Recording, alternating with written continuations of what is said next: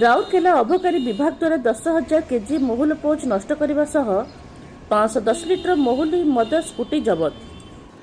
गत 17 तारीख दिन अबकारी विभाग पुलिस सुपरिटेडेंट अधीक्षक निर्देश क्रमे अबकारी विभाग राउरकेला इंस्पेक्टर स्नेहलता नायक और तांका टीम अतिरिक्त तहसीलदार वीरमित्रपुर उपस्थित वीरमित्रपुर थाना एवं हाथीबाड़ी अंतर्गत अंकुरपाली और टंगटोला ग्राम में चेकिंग करी 10,000 केजी महुल पोच नष्ट करने सह 510 लिटर महुली मद जबत करिसेंती।